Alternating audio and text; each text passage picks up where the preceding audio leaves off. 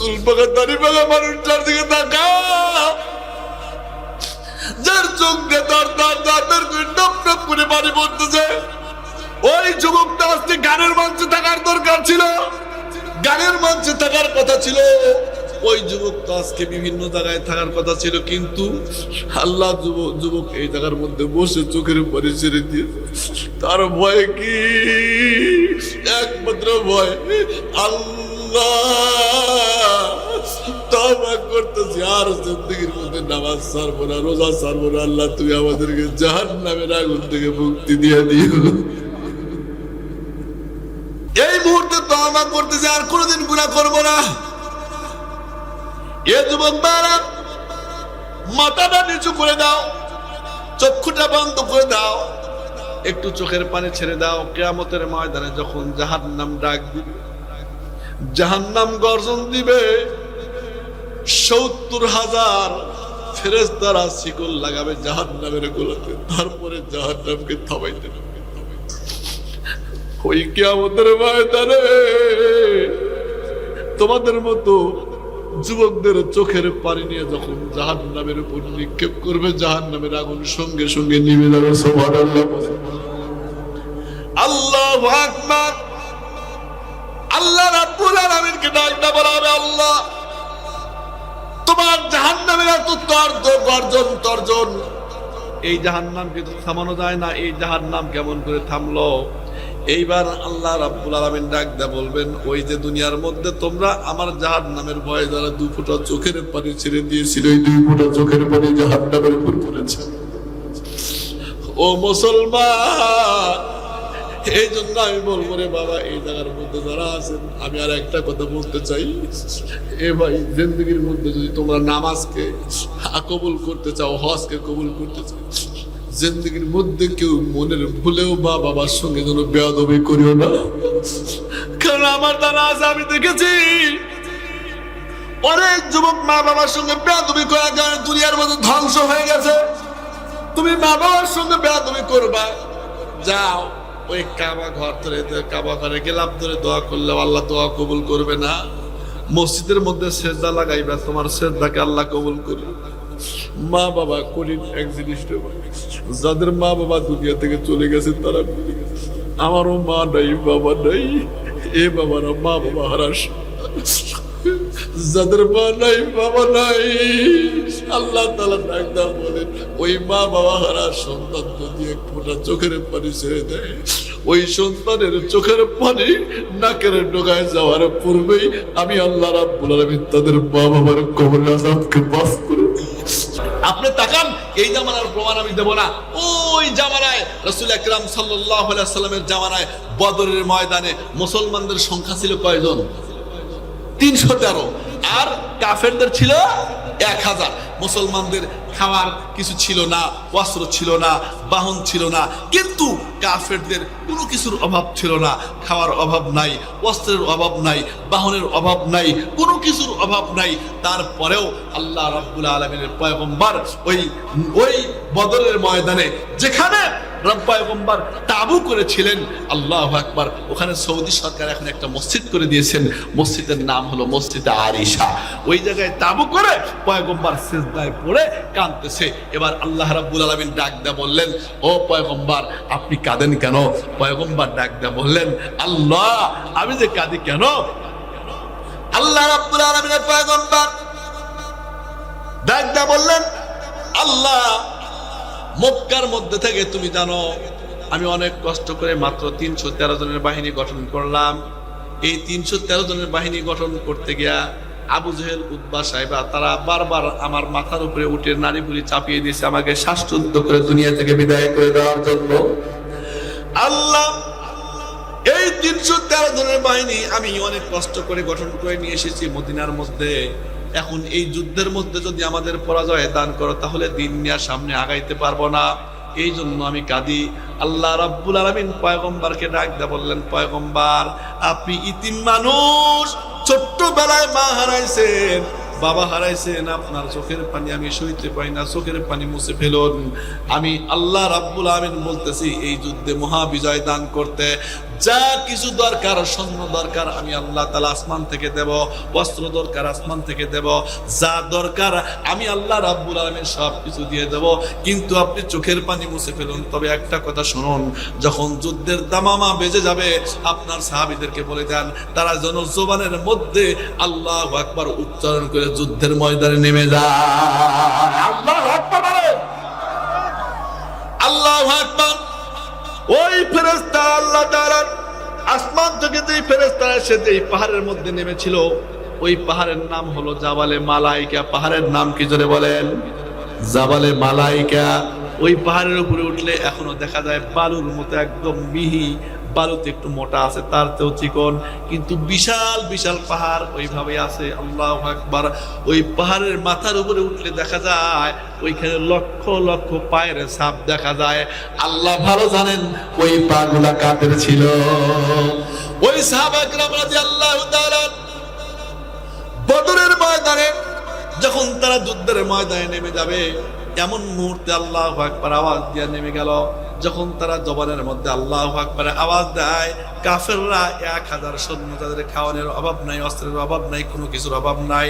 তারপরে এই আল্লাহু আকবার আওয়াজ দেয়া প্রত্যেকটা কাফেরের দিলের মধ্যে গিয়া ধাক্কা লাগায়। আল্লাহু আকবার বলে হায় হায়, একজন সাহাবী মাত্র নতুন ঈমানের যে ওই সাহাবী সামনের দিকে আগায়, আবার যায় আর পিছন দিকে তাকায়, পয়গম্বরের দিকে তাকায়, চোখের পানি দর দর করে ছেড়ে দিয়েছে, কান্না করতেছে।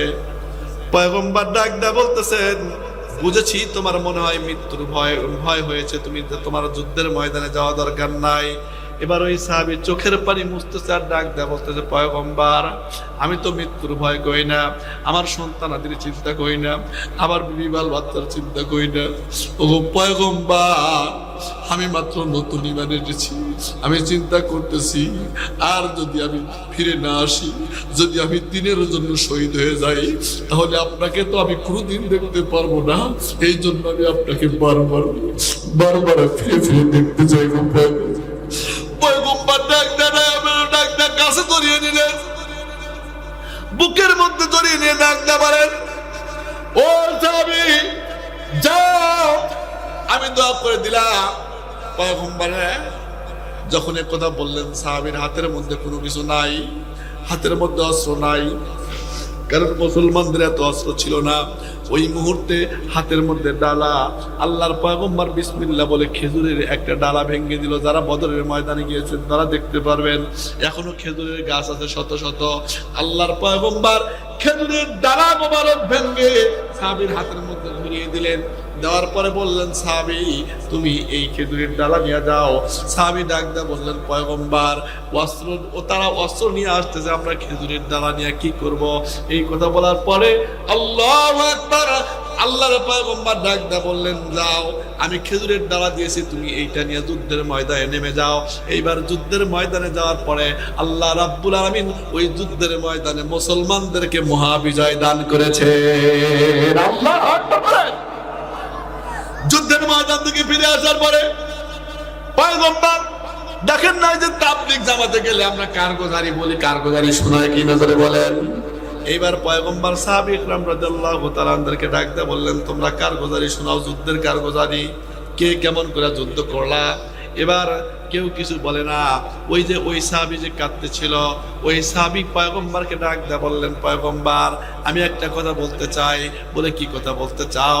পয়গম্বরকে ডাক দিয়ে বললেন, ও পয়গম্বর আমি যুদ্ধের ময়দানে নামলাম, আমার হাতের মধ্যে তো খেজুরের ডালা দিয়েছিলেন, অন্য কোনো কিছু ছিল না, কিন্তু আমি আমার সামনে যতবার কাফেররা অস্ত্র উঁচু করে নিয়ে এসেছে, আমি খেজুরের ডালা যতবার উঁচু করেছি, ওই পর্যন্ত যাওয়ার আগেই কে যেন আমার সামনে দিয়ে এসে তার ধর থেকে কল্লা আলাদা করে দিয়েছে।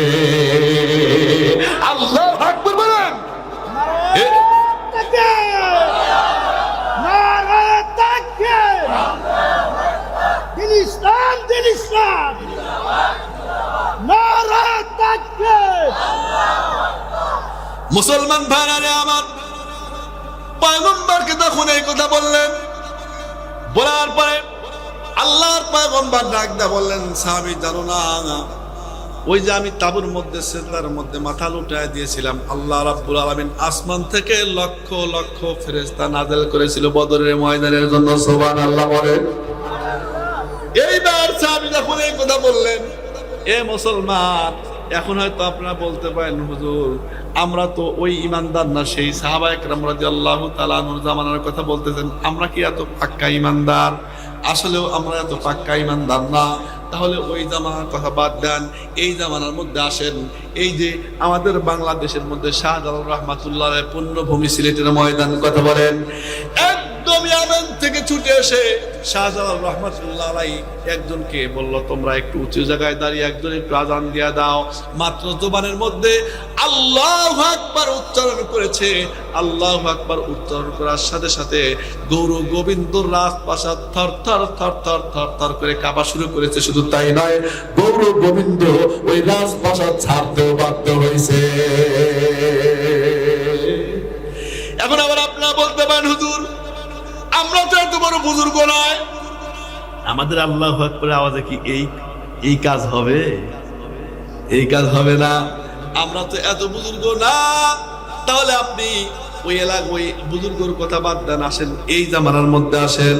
যারা সোশ্যাল মিডিয়া চালান, যারা ইলেকট্রনিক্স মিডিয়ার সামনে দাঁড়ান, যাদের প্রিন্ট মিডিয়া পড়ার অভ্যাস আছে, এই যুবক ভাইরা এই তো গত 1 বছর বা 2 বছর পূর্বে এই আমাদের পার্শ্ববর্তী দেশ ইন্ডিয়া, আমার আপনার এক বোন মুস্কান, সে হিজাব পরা অবস্থায় কলেজে ঢুকতে গিয়েছিল। হিন্দুরা বা মুসলিমরা তারা বলল দেখো আমাদের এই ইউনিভার্সিটি কলেজের মধ্যে তোমাকে কিন্তু হিজাব পরে ঢুকতে দেব না। এবার আমার আপনার ওই মুসলিম বোন ডাকতে বলল যে আমি মুসলমানের ঘরে জন্ম হয়েছি, সুতরাং আমি হিজাব খুলে এই কলেজের মধ্যে ঢুকতে রাজি না। এই তো পার্শ্ববর্তী দেশ, আমার আপনার বোন সে কি করলো? হিজাব তো খুললই না, হুন্ডা থেকে নামার পরে মাত্র বাম হাতটা উঁচু করে আল্লাহু আকবার আল্লাহু আকবার আল্লাহু আকবার এই আওয়াজটা 3 বার দিয়েছিল। মাত্র 3 বার আল্লাহু আকবার আওয়াজের কারণে तमाम বিশ্বের কাফের বেঈমানদের ঘুমকে আল্লাহ তাআলা হারাম করে দিয়েছিল। কথা বলেন ঠিক কিনা? এ মুসলমান, তাই আমি বলতে চাই বাংলার জমিনেও এখন এমন হইতেছে আমার মায়ের পেটে লাথি মারা হচ্ছে, আমার বোনের মুখ থেকে হিজাব খুলে নেওয়া হচ্ছে। সেই দিন দূরে নয়, তোমরা রেডি হয়ে থাকো ওই দিনের মতো, যেই দিন আবু বকর, ওসমান, আলী রাদিয়াল্লাহু তাআলা কাফেরদেরকে নিষ্পীড়িত করেছিল, নিঃশেষ করে দিয়েছিল। তোমরাও রেডি থাকো ওই দিনের জন্য, সেই দিন আর বেশি দূরে নয়। ও মুসলমান, তাই আমি বলতে চাই এই সাতিয়ানির যুব সমাজদেরকে ডাকতে বলতে চাই, বাংলার যুব সমাজ আজকে দেখেন আল্লাহু আকবার আওয়াজ দিল বিরোধিতা করে। অনেক মানুষ আছে বিরোধিতা করে কিনা জেনে বলেন? কেন করে? এরা হলো মুনাফিক, এরা মুনাফিক। মুসলমানের ঘরে জন্ম নিয়ে আল্লাহু আকবার আওয়াজের বিরোধিতা করে। এর কারণ একটাই, সেটা হলো কাফেররা এটা সূক্ষ্ম বীজ ঢুকায় দিয়েছে যে মুসলমানের ঘর থেকে জন্ম নিবে মুসলমান নামীয় মুনাফিক, আমাদের কোনো কিছু করতে হবে না, এরা বিরোধিতা করবে আল্লাহু আকবার আওয়াজের। নাউজুবিল্লাহ জোরে বলেন। দেখেন না, বলে না আল্লাহু আকবার। এই আল্লাহ শব্দটা নাযিল করেছেন কে? কথা বলেন, নাযিল করেছেন কে? দেখবেন আমাদের সমাজে এমন লোক আছে আল্লাহু আকবার আওয়াজের বিরোধিতা করে। ও লোকটা হজ করেছে, যাকাত দিয়েছে, মুখের মধ্যে বড় দাড়ি, মাথার মধ্যে টুপি, গায়ের মধ্যে জুব্বা, কিন্তু ওই লোকটা আল্লাহু আকবার আওয়াজের বিরোধিতা করে। অথচ ওর সামনে যদি একবারে পয়গম্বরকে গালি দেয়, আল্লাহকে গালি দেয়, কোরআনকে গালি দেয়, ওই আল্লাহর বান্দা কোনোদিন মুখ খোলে না। অথচ ওর সামনে ওর পার্টি নেতা যার স্যান্ডেলের ফিতার মধ্যে 14 জায়গায় তালি লাগানো, ওই নেতার বিরুদ্ধে কথা বললে ওর গরমেই থাকা যায় না।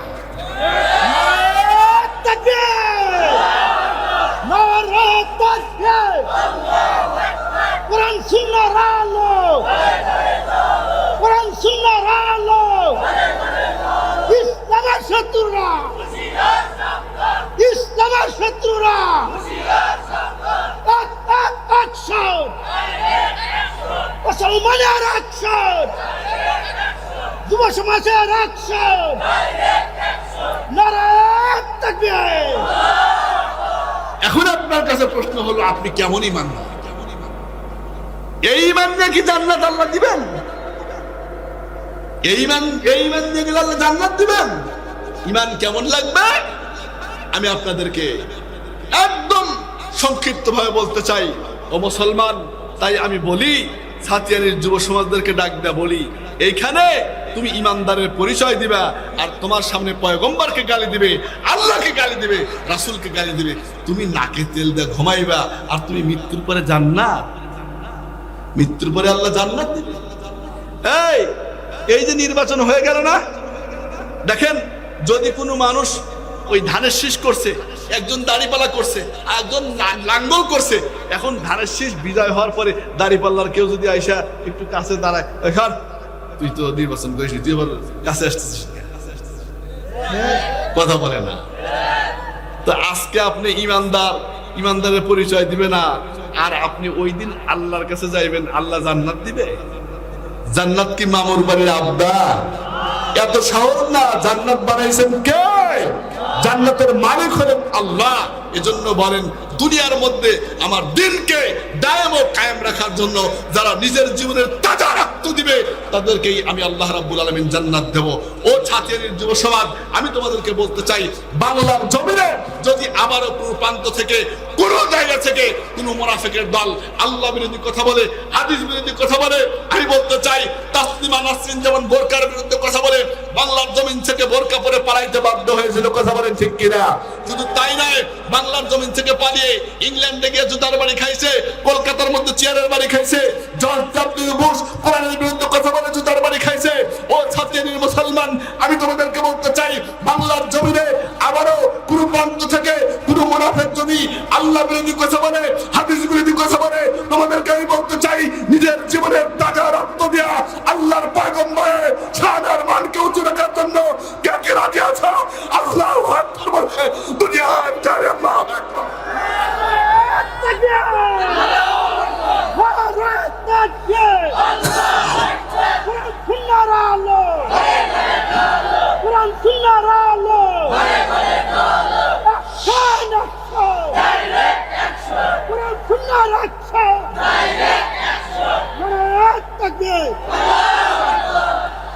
সম্মানিত সুধী, আমি শুধু একটি কথা বলতে চাই, আমি আলোচনা বেশি করব না, অল্প আলোচনা করে ছেড়ে দেবো, এক্ষুনি ছেড়ে দেবো। তা আপনাদেরকে আমি বিরক্ত করবো না, আপনারা বিরক্ত হচ্ছেন? আমি আবার সারা বছর মাহফিলের মধ্যে হঠাৎ করে নতুন জায়গা অসুস্থ হয়ে গেছে, একদম কথা বলতে পারতেছি, নাক দিয়ে টপ টপ করে সবসময় পানি পড়তেছে। আমি এতটুকু আল্লাহ তাআলা কথা বলাবেন যে এটাও আমার ধারণা ছিল না। তবে সবকিছুর মালিক, সবকিছুর মালিক কে? আল্লাহ। এই জন্য আল্লাহ তাআলা কথা বলেন, আল্লাহ যতক্ষণ বলান এতক্ষণ বলবো। আরো যদি 10 মিনিট বলি আপনারা ইনশাআল্লাহ শুনতে রাজি আছেন? ইনশাআল্লাহ। মুসলমান ভাইরা আমার, খুব ভালো করে বুঝবেন, কোরআনে হাকিম থেকে আমি আপনাদেরকে আয়াত পড়ে শুনিয়েছি। আল্লাহ রাব্বুল আলামিন ডাক দিয়ে বলেন, ইন্নাল্লাযীনা আমানু ওয়া আমিলুস সালিহাতি কানাত লাহুম জান্নাতুল ফিরদাউসি নুজুলা। আল্লাহু আকবার। ছুটিয়ায় শাহজালালের নির্ভীক সৈনিকেরা খতম কর গোবিন্দরই চেলাচা মন্ডা গোলা। ওলিদের এই ভুবনে বিপ্লবেরই মশাল জ্বালা, ওলিদের এই ভুবনে বিপ্লবেরই মশাল জ্বালা। ছুটিয়ায় শাহজালালের নির্ভীক সৈনিকেরা খতম কর গোবিন্দরই চেলাচা মন্ডা গোলা। লা ইলাহা ইল্লাল্লাহ।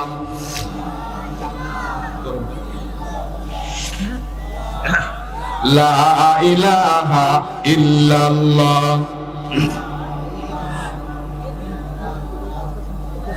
লা ইলাহা ইল্লাল্লাহু মুহাম্মাদুর রাসূলুল্লাহ।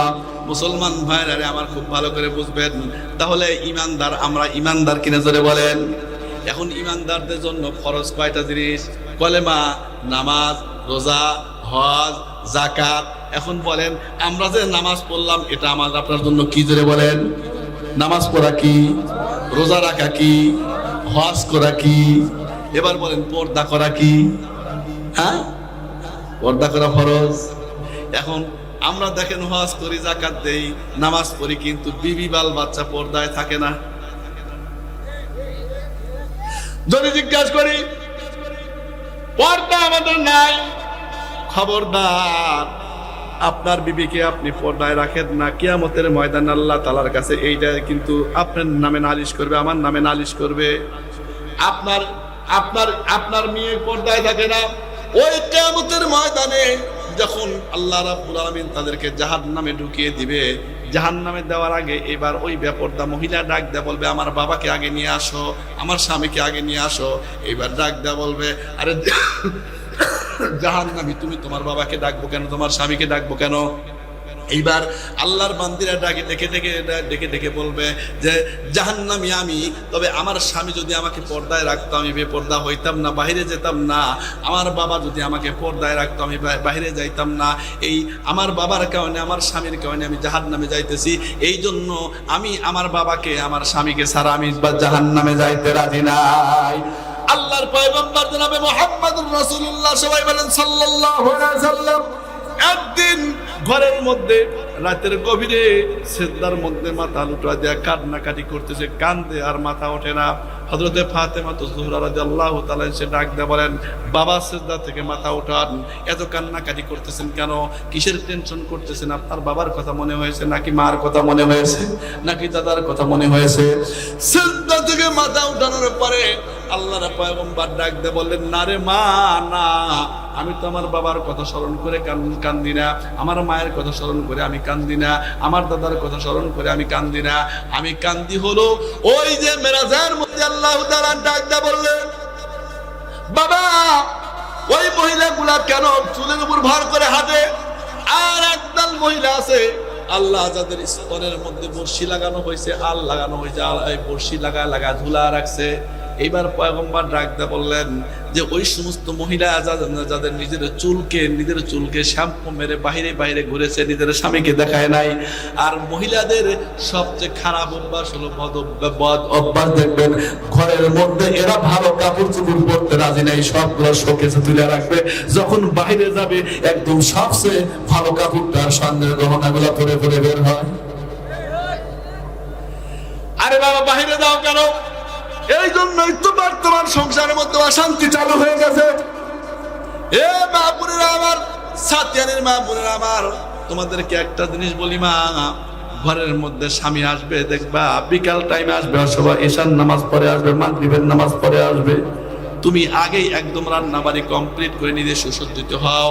স্বামীর দেওয়া টাকা পয়সা দিয়ে তুমি লিপস্টিক লাগাও, তুমি চুনো লাগাও, সমস্যা নাই, কিন্তু লাগাও আল্লাহ যখন তুমি লাগাইবা, তোমার স্বামী যদি তোমাকে দেখে খুশি হয়, যদি দেখে মুস্কি হাসি দেয়, আল্লাহু আকবার, স্বামীকে দেখে স্ত্রীকে দেখে স্বামী হাসে, স্বামীকে দেখে স্ত্রী হাসে, দুইজন যখন মুস্কি হাসে, এই হাসা হাসি দেখে আল্লাহু আকবার, আল্লাহর আসমানের মধ্যে ফেরেশতারাও হাসা শুরু করে। আল্লাহু আকবার বলে। আর এখন তো স্বামী স্ত্রীর মধ্যে মহাব্বতই নাই। ওইদিকে আমি বলতে চাইছিলাম না, শেষ করে দিতে চাইছিলাম, স্বামী স্ত্রীর মধ্যে এখন মহাব্বত দেখা যায় না রে ভাই। ঘরের মধ্যে অশান্তি আর অশান্তি, অশান্তি আর অশান্তি। কথা বলেন কেন? এখন বর্তমান আর এক অশান্তি চলে আসছে, এই যে মোবাইল ফোন, একদম বড় বড় টাচ ফোন, ঢাকায় না ফোন আসছে।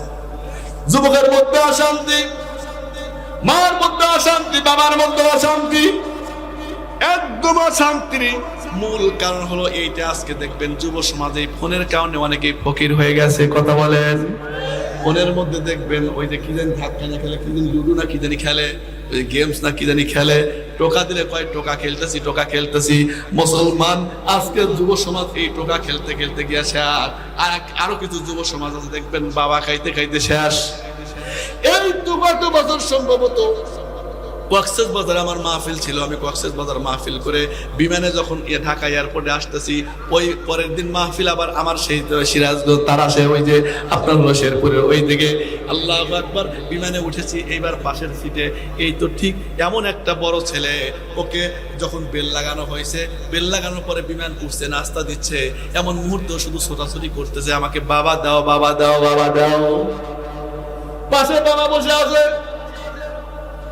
আমি আমার পাশে বসে আছি, টান চাইবে। আমি ডাকটা বললাম, ভাই ওর বাবাকে রেখে আসতেন কেন? ওর বাবা নাই। কয় হুজুর জুতাটা খুলে আমার গালের মধ্যে 3টা মারেন।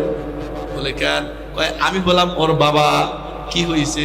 কয় আমার একটা মাত্র ছেলে, ও ও আমার একটা মাত্র ছেলে, আমি চিন্তা করেছিলাম আমি বড় শিক্ষিত মারামো।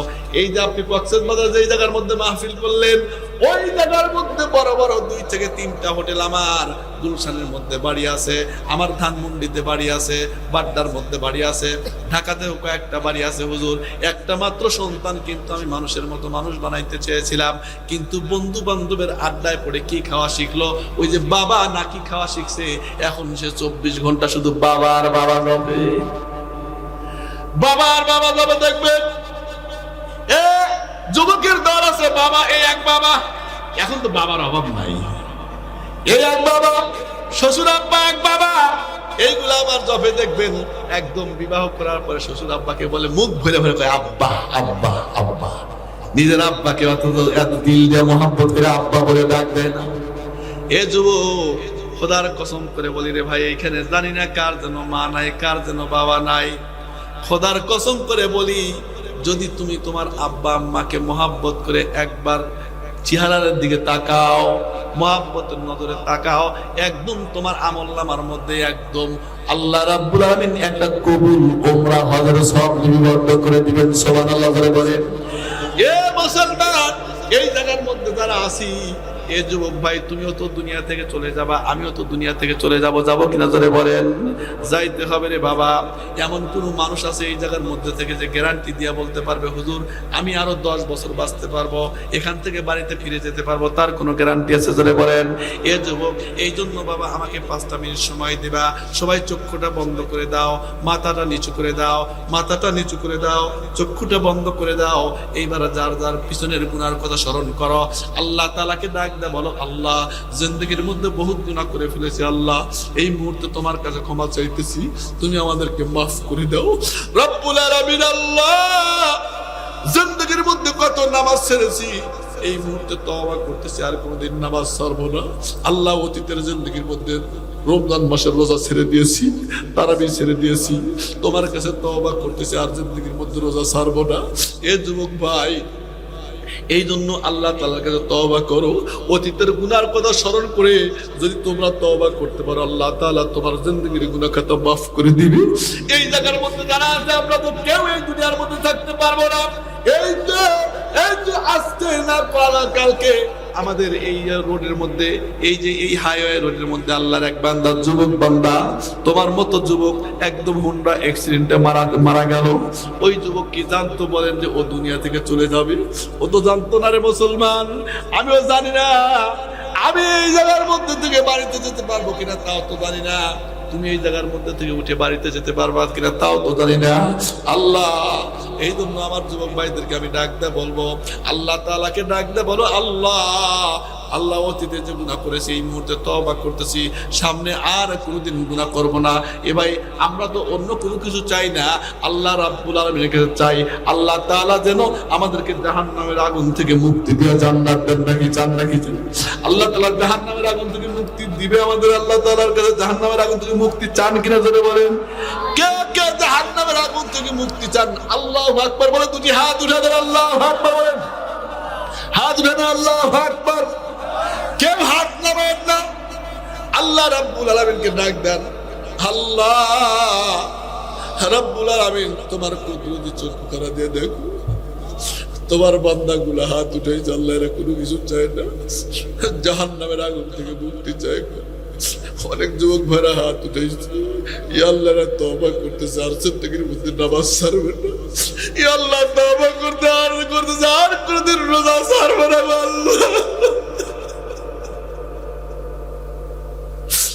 রব্বুল আলামিন, আল্লাহ তোমার কুদরতি চক্ষু খানা দেখো, দেখো হাত নামার। রব্বুল আলামিন, হে আল্লাহ তোমার কুদরতি চক্ষু খানা দিয়ে দেখো, আমার যুবক ভাইরা বসে বসে চোখের পানি ছেড়ে দিয়েছে। আল্লাহ চুল পাকা দাড়ি পাকা মানুষগুলো চোখের পানি ছেড়ে দেয়। আল্লাহ ছোট্ট মানুষগুলো চোখের পানি ছেড়ে দিয়েছে। আল্লাহ আমাদের জিন্দেগীর মধ্যে একটি মাহফিল যদি কবুল না করো, এ ভাইরা আমার, কেন যেন আমার মনে হচ্ছে আজকে আল্লাহ তাআলা এই মাহফিলটাকে কবুল করে নিয়েছেন, কারণ এমন কোনো মানুষ নেই যার চোখের মধ্যে পানি নেই। ওই যে চুল পাকা দাড়ি পাকা মানুষটার দিকে তাকাও, চোখ দিয়ে দর করে টপ টপ করে পানি পড়তেছে। ওই যুবকটা আজকে গানের মঞ্চে থাকার দরকার ছিল, গানের মঞ্চে থাকার কথা ছিল। ওই যুবক তো আজকে বিভিন্ন জায়গায় থাকার কথা ছিল, কিন্তু আল্লাহ যুবক এই জায়গার মধ্যে বসে চোখের পানি ছেড়ে দিয়েছে। তার ভয় কি? একমাত্র ভয় আল্লাহ। তওবা করতেছি, আর জিন্দেগির মধ্যে নামাজ ছাড়বো না, রোজা ছাড়বো না। আল্লাহ তুমি আমাদেরকে জাহান্নামের আগুন থেকে মুক্তি দিয়ে দিও। এই মুহূর্তে তওবা করতেছি, আর কোনোদিন গুনাহ করবো না। এ যুবক বারা, মাথাটা নিচু করে দাও, চক্ষুটা বন্ধ করে দাও, একটু চোখের পানি ছেড়ে দাও। কিয়ামতের ময়দানে যখন জাহান্নাম ডাক দিবে, জাহান্নাম গর্জন দিবে, ৭০,০০০ ফেরেশতারা শিকল লাগাবে জাহান্নামের গোলাতে, তারপরে জাহান্নামকে থামাইতে হবে। ওই কিয়ামতের ময়দানে তোমাদের মতো যুবকদের চোখের পানি নিয়ে যখন জাহান্নামের উপর নিক্ষেপ করবে, জাহান্নামের আগুন সঙ্গে সঙ্গে নিভে যাবে। সুবহানাল্লাহ, আল্লাহু আকবার। আল্লাহ রাব্বুল আলামিনকে ডাকতে বলা হবে, আল্লাহ তোমার জাহান্নামের এত তর্জন, এই জাহান্নামকে তো থামানো যায় না, এই জাহান্নাম কেমন করে থামলো? এইবার আল্লাহ রাব্বুল আলামিন ডাকতে বলবেন, ওই যে দুনিয়ার মধ্যে তোমরা আমার জাহান্নামের ভয়ে যারা 2 ফোঁটা চোখের পানি ছেড়ে দিয়েছিল, এই 2 ফোঁটা চোখের পানি জাহান্নামের উপর পড়েছে। ও মুসলমান, এই জন্য আমি বলবো রে বাবা, এই জায়গার মধ্যে যারা আছেন, আমি আর একটা কথা বলতে চাই। এ ভাই, জিন্দেগির মধ্যে যদি তোমরা নামাজকে কবুল করতে চাও, হজকে কবুল করতে চাও, জিন্দেগির মধ্যে কেউ মনের ভুলেও মা বাবার সঙ্গে যেন বেয়াদবি করিও না। কারণ আমার দ্বারা আজ আমি দেখেছি অনেক যুবক মা বাবার সঙ্গে বেয়াদবি করার কারণে দুনিয়ার মধ্যে ধ্বংস হয়ে গেছে। তুমি মা বাবার সঙ্গে বেয়াদবি করবা, যাও ওই কাবা ঘর ধরে, কাবা ঘরে গেলাম ধরে দোয়া করলে আল্লাহ দোয়া কবুল করবে না। মসজিদের মধ্যে সেজদা লাগাইবা, তোমার সেজদাকে আল্লাহ কবুল করবে। মা বাবা করিন এক জিনিসটা, যাদের মা বাবা দুনিয়া থেকে চলে গেছে তারা আমারও মা নাই বাবা নাই, এ বাবারা মা বাবা হারাস। যাদের মা নাই বাবা নাই, আল্লাহ তাআলা ডাকদা বলেন, ওই মা বাবা হারা সন্তান যদি 1 ফোঁটা চোখের পানি ছেড়ে দেয়, ওই সন্তানের চোখের পানি নাকের ডগায় যাওয়ার পূর্বেই আমি আল্লাহ রাব্বুল আলামিন তাদের মা বাবার কবরের আযাবকে মাফ করে দিই।